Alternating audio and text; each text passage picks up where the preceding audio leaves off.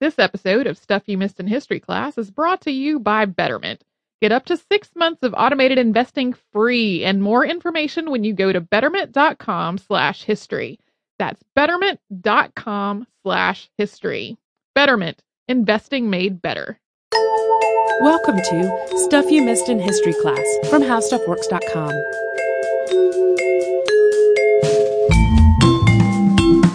Hello and welcome to the podcast. I'm Tracy V. Wilson. And I'm Holly Fry. Today we have a story that spans a lot of United States history. We're going to talk about Robert Smalls, who was enslaved in South Carolina and then escaped from enslavement during the United States Civil War in a particularly dramatic fashion.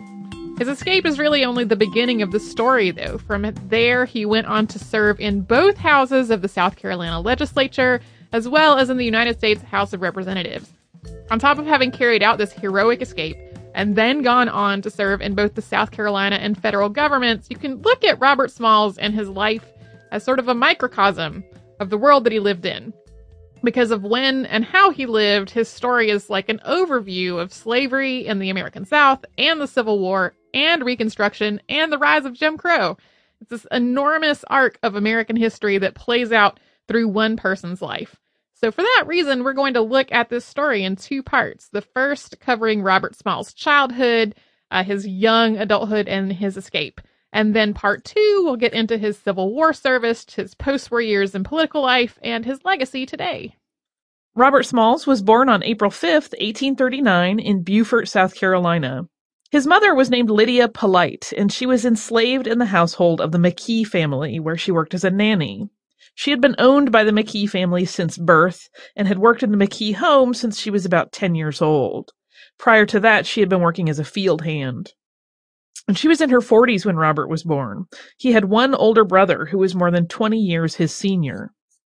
I want to take a brief moment to say that if you are from virtually anywhere besides South Carolina and you know of a place spelled Beaufort, probably you say it Beaufort. Please do not write to us if you say that we said it wrong. In South Carolina, for some reason, it is Beaufort, even though most of these places that most other people say Beaufort are named after the same person who pronounced it Beaufort. I have no explanation for why this pronunciation in South Carolina is different. Also unknown, actually, is the identity of Robert's father. Historians and biographers have suggested several different candidates, but there's no real evidence to support any of them. The most commonly suggested potential father is Henry McKee, the patriarch of the McKee family at the time. Much of this speculation is because Lydia and Henry lived on the same property for many years, including the years that surrounded Robert's birth. But Lydia actually helped raise Henry, and none of the other women that Henry owned are supposed to have had a child by him. So even though he's sort of the most popular theorized father, we don't actually know.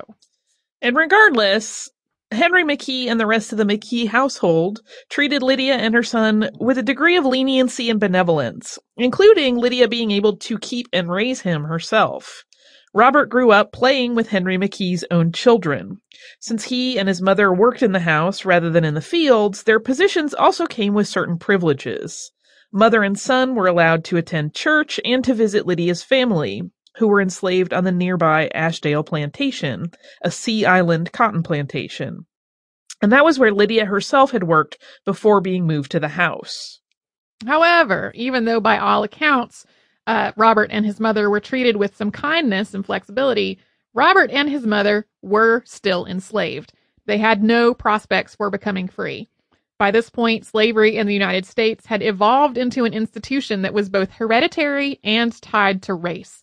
Unless enslaved people were set free by their owners, managed to purchase themselves, or managed to escape, they were held in bondage for life.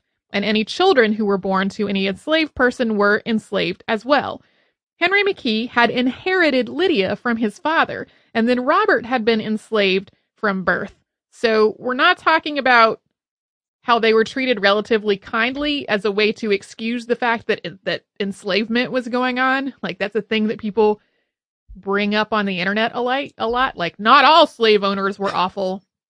That doesn't excuse the fact that they were enslaved for life with no potential to be free. Because the institution of slavery in the United States had become tied to race, a collection of laws and social attitudes developed that were also based on race, and they affected virtually all Black people, whether or not they were or ever had been enslaved. For example, a number of fugitive slave laws allowed for the capture and return of escaped slaves to their owners. And since slavery was tied to race, all Black people in the United States were at a risk of being targeted by these laws, regardless of whether they had ever been enslaved. Overwhelmingly, free people of African descent were also explicitly denied a number of legal rights and protections, including the right to vote. So, because his owners treated him comparatively gently in his childhood, and because his mother's work in the house meant that they were both afforded more privileges than many other slaves, the young Robert Smalls was not really conscious of a lot of these realities. His mother, on the other hand, absolutely was. She was afraid that Robert would grow into manhood when white society would view him as being inherently threatening without understanding the realities of enslavement and the risks that were inherent in having Black skin, especially in a slave state. She knew that if he was sold to another family, one that might not be as flexible or treat him as kindly, without understanding these realities, his well-being and even his life could be in danger. So, as part of his education, she would take him to Ashdale Plantation, where her family was still enslaved, to see and experience what the lives of field hands were like. The McKee family had long allowed Lydia to visit her family at the plantation, and, probably unaware of her motive here, they allowed her to take Robert with her when she visited. She would also take him to the auction site to see children, sometimes much younger than himself, being bought and sold. She'd also take him to the whipping post in Beaufort, where enslaved people were publicly whipped as a punishment, to witness what happened to them there. In one case, an enslaved woman who was being publicly whipped turned out, unbeknownst to him, to be his friend Susan. While this did certainly educate Smalls about the reality of slavery, it also understandably made him really angry. A number of writers and historians describe his middle childhood as, quote, defiant. The curfew for slaves was at sundown, and a bell would ring every night to signal that it was time for the enslaved people to all be at home. Smalls resented this curfew, especially when he was out playing with white children who didn't have to go home. So he started breaking curfew, along with many of the other rules that governed the minutiae of the slaves' lives. By the time his age reached double digits, he was winding up in Beaufort jail fairly often, with his owner having to bail him out. Smalls' mother, once again, feared for his safety. So in 1851, she asked that he be sent away from Beaufort and instead rented out in Charleston. Renting out an enslaved person's labor was a pretty common practice, since it allowed owners to continue to profit from their slaves' labor, even if they personally didn't have any work for them to do right then. So McKee agreed. And going to Charleston was a huge change in Smalls' life and a huge opportunity, and we're going to talk about the how and why of that after we pause for a brief word from a sponsor. We talk about this one a lot, and when we do, we get really excited because it's the Great Courses, and we love them. We're super excited about their new The Great Courses Plus video learning service, which offers unlimited access to a huge library of the Great Courses lecture series in almost any subject you can think of. Obviously, if you listen to this podcast, you're probably into history, but there's also science and cooking and just amazing lectures on a variety of topics available to you. We love, love, love the Great Courses Plus, and they're giving our listeners an incredible opportunity right now, which is that you can watch one of their popular courses, The Fundamentals of Photography, absolutely free. The Fundamentals of Photography is filmed in partnership with National Geographic, and it is taught by professional photographer Joel Sartore. So if you want to learn how to take amazing photographs like a professional, capturing either things out in the world or even amazing things in your home, like your cats or your snacks, you can do that. You're going to get tips on improving composition on your photos, creating photo layouts, how to capture people in really beautiful ways, how to make sure when you're capturing special occasions, you're really getting some great memories.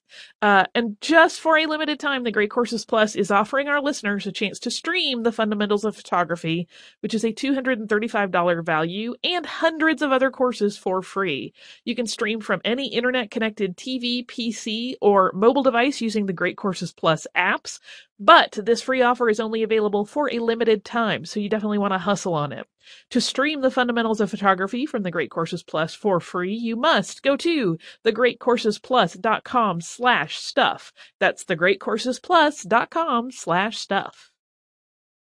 Going to Charleston gave Robert Smalls a lot more freedom of movement than he'd had in Beaufort, as well as a lot more opportunity to learn and to work. The black population of Charleston, which included both free and enslaved people, often outnumbered its white population, and its economy supported a lot of different types of work. There were schools for free black children, which Smalls couldn't personally attend, but he could learn from people who went there. He was also able to attend church and to participate in community organizations.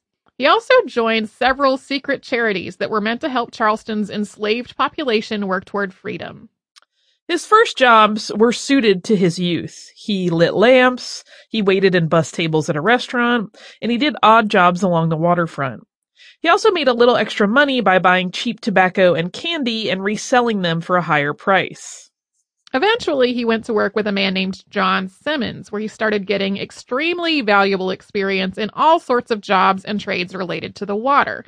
He learned to be a stevedore, a sailmaker, a rigger, and a sailor. He became an expert at navigating the complex waterways around the South Carolina and Georgia coasts. Eventually, he was making $16 a month, $1 of which he was allowed to keep when he turned the rest of his pay back over to Henry McKee. When Smalls was 16, he met Hannah Jones, who was age 30, who worked as a hotel maid in Charleston.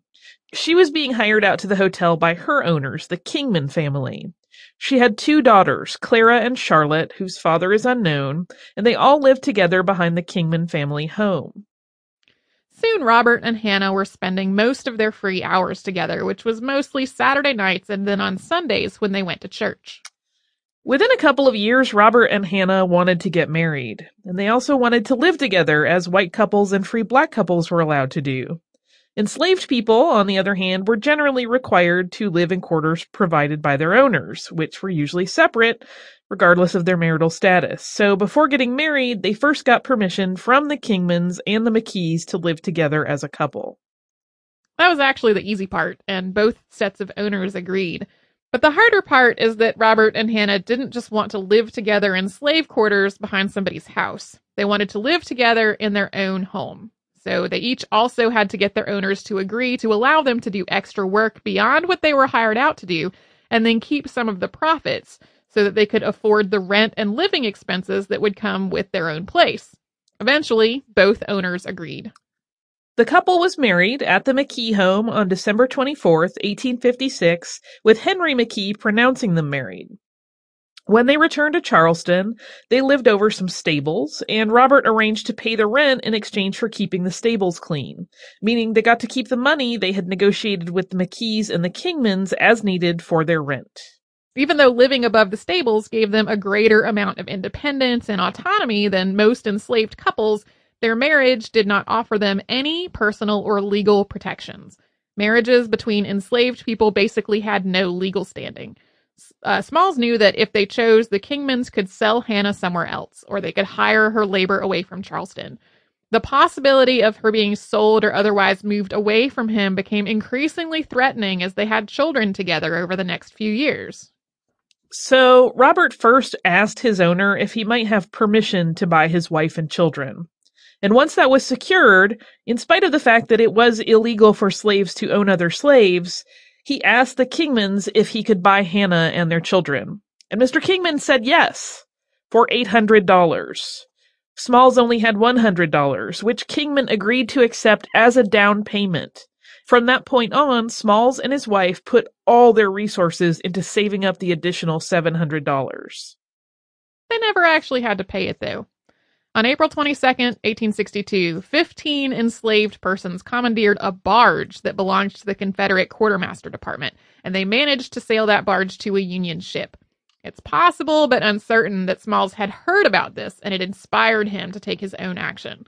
It's also possible that he had heard about Major General David Hunter of the Union Army, who, in addition to making several attempts to just free all enslaved persons in the territory that he commanded, also ordered that any black person who could reach the Union line be considered free and accepted into military service. Regardless, Smalls soon made a similar escape himself. Robert Smalls' escape from slavery took place during the United States Civil War. This war had been brewing for decades before it actually began, as tide turned against slavery in the northern states. The northern states began abolishing slavery, passing laws to prevent the return of escaped slaves to the states where they had been held in bondage, and otherwise trying to pressure the remaining slave states into abolishing the practice as well. The slave states' dissatisfaction with all this increased dramatically in 1850 when California, a free state, was admitted into the Union without a corresponding slave state to preserve the balance of power in Congress. This slave state-free state pairing is something that we talked about recently in our episode on the Honey War. Every state admitted after 1850 was also free, and each new free state meant that the slave states had less and less power and faced greater and greater risk of Congress taking action to abolish slavery entirely. Slaveholding states had been threatening to secede from the Union for decades. A number of compromises, including the Missouri Compromise we also discussed when we talked about the Honey War, had kept the Union together temporarily. But as the 1860 presidential election approached, the prevailing wisdom was that the election of a Republican president would guarantee that slaveholding states would begin to break away from the United States. That Republican president was Abraham Lincoln, elected on November 6, 1860. On December 20th of that year, South Carolina became the first state to secede. In its Declaration of Causes of Secession, South Carolina outlined its reasons for leaving the Union. After citing the Declaration of Independence and stressing repeatedly that the Revolutionary War led to each former colony becoming a, quote, free, sovereign, and independent state, the Declaration of Causes went on to read, quote, an increasing hostility on the part of the non-slaveholding states to the institution of slavery has led to a disregard of their obligations, and the laws of the general government have ceased to affect the objects of the Constitution. South Carolina's Declaration of Causes then raises objections to several other states passing laws that fugitive slaves would not be returned from there to their slaveholding states of origin. By the time Lincoln was inaugurated on February 1st, 1861, 6 more states had seceded. 3 of them issued their own declarations of causes, all of which make extensive references to the issue of slavery, the refusal of non-slaveholding states to return escaped slaves to their former owners, and efforts to curtail or abolish slavery. The first shots of the United States Civil War were fired on April 12, 1861 at Fort Sumter, a then federal fort in Charleston Harbor, where Confederate General P.G.T. Beauregard opened fire on the fort. The fort's commander, Major Robert Anderson, surrendered after 2 days. With the nation now actively at war, more states seceded from the Union and joined the Confederacy. Later that year, the Confederacy leased a wooden steamer named the Planter from its owner, John Ferguson, who had been using it to carry cotton along the Petey River in South Carolina. The Confederate Navy also conscripted its enslaved crew. One of them was its wheelman, Robert Smalls. Once under the control of the Confederate military, the Planter shifted from hauling cotton to carrying supplies between various fortifications around Charleston, as well as laying mines, then referred to as torpedoes, in the waterways. Often these supplies consisted of munitions and ordnance. The Planter itself was also armed with a cannon and a howitzer. On May 13th of 1862, in addition to its own armaments, the Planter was carrying 4 guns and a gun carriage. The guns were bound for Charleston's Middle Ground Battery at Fort Ripley and the carriage for Fort Sumter. While working aboard the Planter, Smalls, then 23, had proven himself to be extremely reliable and trustworthy. So much so that on the night of the 13th, the 3 white officers who were assigned to the Planter, Captain C.J. Raylia, Pilot Samuel H. Smith, and Engineer Zarek Pitcher, left it with no white officer aboard. They went into Charleston for the night, probably to socialize or to visit family. This was actually grounds for court-martial. For a couple of weeks, Smalls had been putting together a plan that would allow him to take advantage of just such an opportunity. This was not the first time that the officers had gone ashore overnight.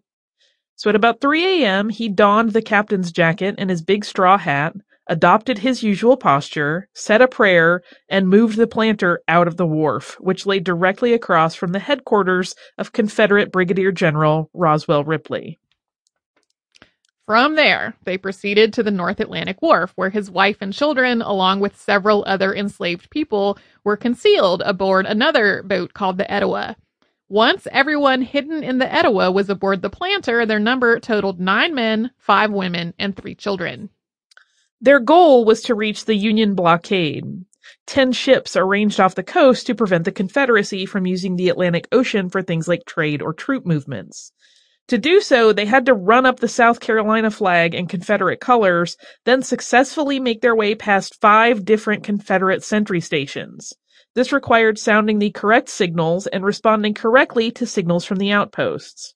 Plus, nobody could notice that there were no white people on this boat. You'll see a lot of memes floating around the internet about Robert Smalls and how awesome he was. And a lot of them claim that he read a code book in order to do this. But at this point, he was not actually literate. So it's more likely that he had observed what the officers were doing and memorized what they were doing and then recalled all of that flawlessly during this escape. The last outpost that they had to get past was Fort Sumter itself. In theory, they could have given the fort a wide berth and maybe avoided this one last exchange of coded signals. But Smalls really wanted it to look like they were just a normal ship doing something completely routine, albeit at an extremely early hour, for as long as possible. Exchanging that last set of signals with Fort Sumter was not the most dangerous part of this escape, though. Once they received the okay to continue, they had to get out of range of the fort's guns before striking their Confederate colors. If they struck the colors too soon, they would be shot and sunk by the Confederacy. But if they waited too late, the ships in the blockade would probably think they were on a ramming course, so they would be shot and sunk by the Union instead. They had actually made no plans for what to do if they wound up being captured. If it came down to it, they were ready to fight back against the Confederacy with the armaments that were aboard the ship and to blow up the ship's boiler if necessary, even though that would mean the deaths of everyone on board. Basically, the only things that they considered to be acceptable outcomes in this escape were escaping or death. Being enslaved again, not on the list. At sunrise, as they approached the Union ship onward, Robert Smalls and his men took down their Confederate flag and they ran up a white sheet. It was possibly stolen from the hotel where his wife worked, and the Union gladly accepted their surrender and took possession of the planter. This meant that Robert Smalls, his family, and their friends who had escaped with them were now free. And we're going to talk about what happened after that, because like we said, this is really the beginning of a much longer story. We're going to talk about that in our next episode. Yeah, he basically just stole a Confederate ship out from under the nose of the Confederacy and handed it over to the Union. It was like, hi guys, I brought you this boat. Well, and we might get emails about the word ship versus boat, but just, we know, don't bother. Well, and I love this story because it just, the whole thing took such ingenuity and craftiness at every turn that you just cannot help but be wowed by it. It also shows how difficult and dangerous and rare it actually was for enslaved people to escape. I mean, at this point, this was during the Civil War. There were perhaps more opportunities for people to escape just because there was so much more chaos going on, and there were Union troops who were actively interested in helping people to escape to freedom. But one of the things that people sort of misbelieve about enslavement and about the Civil War is that there was just an enormous influx of enslaved people who were successfully escaping all the time. And one of the reasons for that is that most of the first person knowledge that we have about enslavement, and especially in the United States, the institution of slavery, is from people who did successfully escape and then went on to write a slave narrative. And this is a tiny, it's not an accurate sample right of all enslaved people. It's the slave narratives that we have came from the people who were able to escape and then were either able to learn to read and write, or were able to find someone to help them write down their story. And it's not actually representative sample of all of the enslaved people in the United States. So, still an awesome story. And it's very intriguing to me how, because he was from South Carolina and because of when he was born and where he lived and what he did, so much of his life parallels the arc of United States history that ran through these decades. It's a good one. Do you also have some listener mail for us? I do. I have one short one that I'm going to read along with one that's slightly longer. They are about our Honey War podcast. And the short one is from Ryan. And Ryan says, "Hi, Holly and Tracy. Writing about the boundary lines dispute for the Honey War episode, you thought it was funny, and it is, that they would go through all the trouble to remeasure and then use the original anyways. As a civil engineering student, we are required to take a surveying class. In said class, we learned that even currently, a surveyor is always right, regardless of if they actually are. The lines and measurements they take are legally correct and binding. Kind of funny, just a fun tidbit if you didn't know. Love the podcast, Ryan." Thanks, Ryan. I did not know that, but it makes total sense. Yep. Basically, even if the survey is wrong, the survey is right. The other one is from Amanda. Amanda says, "Hi, Tracy and Holly. Thanks for such a great podcast. I'm without a radio in the car, so I listen to the podcast downloaded on my iPhone to and from work. Sometimes I sit in the car and wait till the podcast is over before going into the building." That actually, I'm going to take a break from the letter. That pleases me a lot because that's the thing that NPR likes to brag about. So I feel like we're in good company with causing people to have driveway moments. I recently listened to the Honey Wars podcast, and it reminded me of a more recent episode in town that is fraught with similar childishness presented in the town squabble. Note, I'm in Newmarket, Ontario, about 45 minutes north of Toronto, Canada. In the small town, 24,000, of East Gwillimbury, just north of Newmarket, the then mayor decided to get his chainsaw and trim the trees that blocked his view in the mayoral office at Town Hall. He got a little carried away and trimmed trees on the neighboring property, which is the historic site of the Sharon Temple built more than 175 years ago. The trees were planted around the same time, more than 175 years ago. He did such a botched job, the trees eventually had to be removed because they were deemed unsafe. That incident was known as the Sharon Temple Tree Massacre. Just saying, childishness from state, city officials is not something of the past. And then Amanda sent lots of links to articles about this incident. Thank you. Okay, I will confess that often I pick things in the podcast that, even if we don't specifically say it on the podcast, are things that still happen today. So, yep. So I was glad to get this more current example. Thank you so much, Amanda, and thank you so much, Ryan, for your emails. If you would like to write to us, we are at historypodcast@howstuffworks.com. You can write to us about anything except for the pronunciation of Beaufort. We are also on Facebook at facebook.com/missedinhistory, and we're also on Twitter at missedinhistory. Our Tumblr is missedinhistory.tumblr.com, and we're on Pinterest at pinterest.com/missedinhistory. If you would like to learn a little bit more about what we've talked about today, come to our parent company's website, which is howstuffworks.com. Put the word escape into the search bar. You will find an article that is called "Breaking Out a Dozen Great Escapes," which does not talk about this particular one that we discussed today, but it does talk about some of history's other extremely dramatic and ingenious escapes. You can also come to our website, which is missedinhistory.com, and you will find show notes for all of our episodes. We can read what sources we use to research what we're talking about. You will find an archive of every episode we have ever done. You will find tips for how to look for episodes in the archive if you're not quite sure how to find what you're looking for. You can do all that and a whole lot more at howstuffworks.com or missedinhistory.com.